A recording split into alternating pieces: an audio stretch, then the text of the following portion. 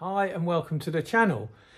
You would have seen on the thumbnail and on the photo that preceded this little video that all of the parts have now arrived for the rebuild. So that's where I'll be off to this afternoon, to the engineering company, to drop that lot off.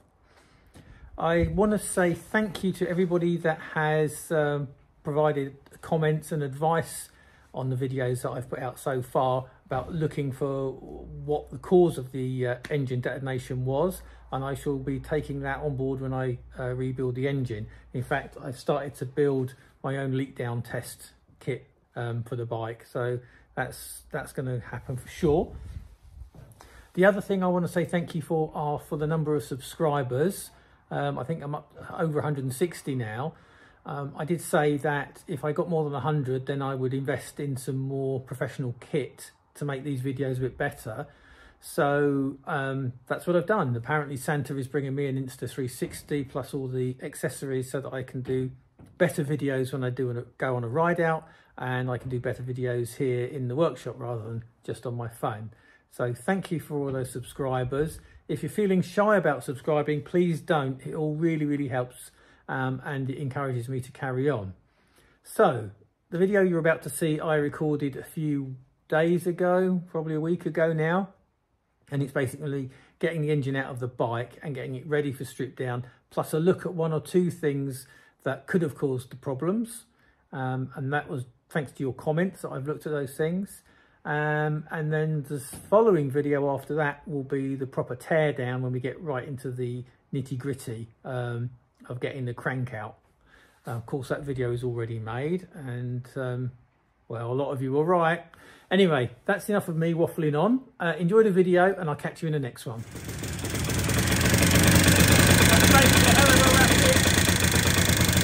So I'm afraid it's engine out, crank out, because that bottom end bearing's gone.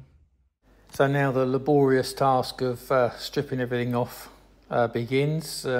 Expansion pipes first off. You have to take off the foot pegs on the D model because they wrap around the exhaust pipe, so they've all got to come off before you can get off the exhaust. Now looking to work on the other side, do the same thing there, get that off and out of the way. Brake paddle lever has to come off as well. Then the gear lever, and that means I can get the side panel off that engine.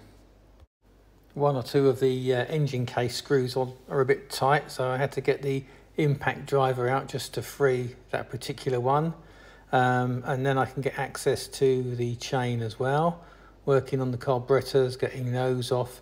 I've got two boxes at the end of the workbench there, you can see marked up left and right. Update where I've got two. That is loose, ready to come off when I need it. This is also loose, so I'm just tracing the wiring back up into the loom. Spark plugs are finger tight. I'll get the chain off in a bit. Flicking this side, I'm now chasing the loom up from the vape system into here.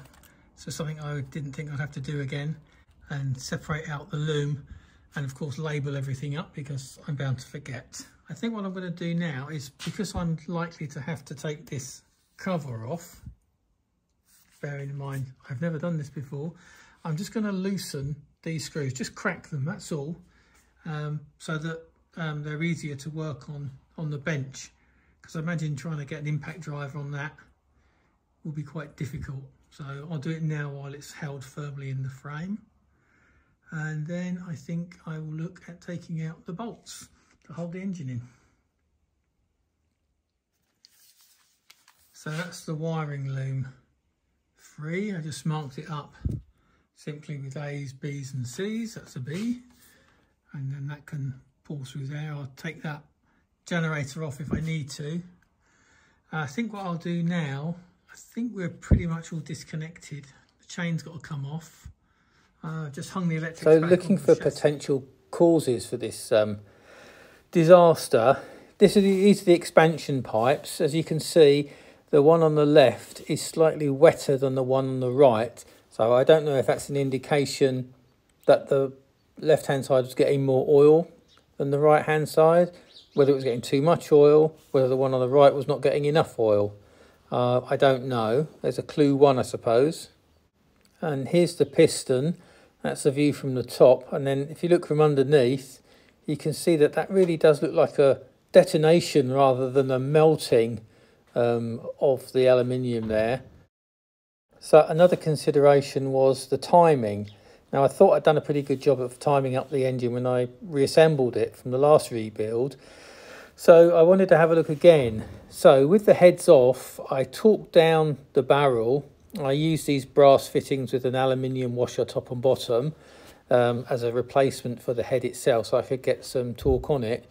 I then used a 1.8mm spacer on the crown of the piston, and then a straight flat bar across the top to make sure that the piston was in the correct position to check the timing. So when I looked down at the vape system, what I did see was that there was a slight error in the timing, and that it may have been firing a little bit too late in the sequence. So if you can just see here where it was and where it should be. So the piston was something in the region of, I don't know, 0.5 mil too high for the firing. So it was firing at 1 mil before top dead center rather than 1.8. Just an idea. So looking at the oil pump, there was no pool of oil in the bottom of the engine there when I took the cover off, so there was no leak. I used clear lines so that you can always see that there is a good supply of oil going into each carburettor.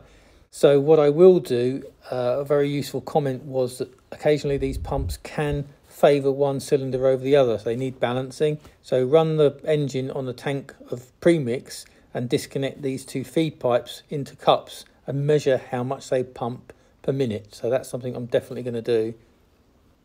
Another theory put forward was that there is an air leak which was leaning out the mixture. I have replaced these rubbers. These are new, they're only a few 100 kilometres old, and they were well secured with new gaskets. One thing that did strike me though at the time, and you may look back at the video to see, but when I took the cylinder head off the damaged cylinder, this is the head gasket, you can see that here there's a black mark.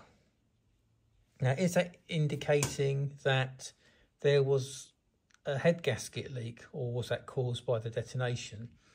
And the reason I suspect that may be of an air leak is that when I undid the heads, they weren't as tight down as I thought they were going to be.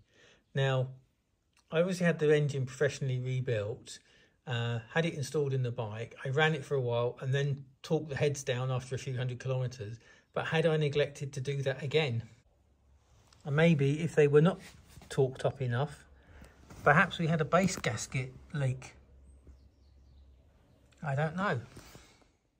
So these are all good reasons as to why possibly the engine detonated in the way that it did.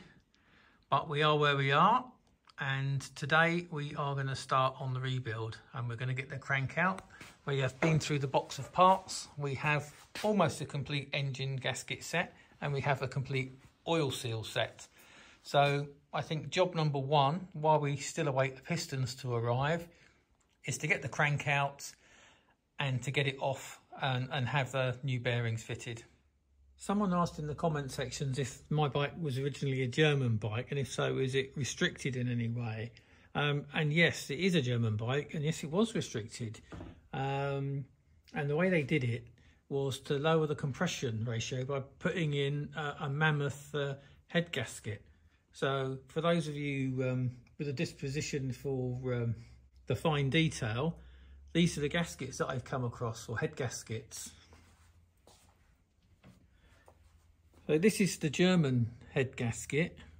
You can see that it's a pretty hefty chunk of copper, and it comes in at 1.5 mil.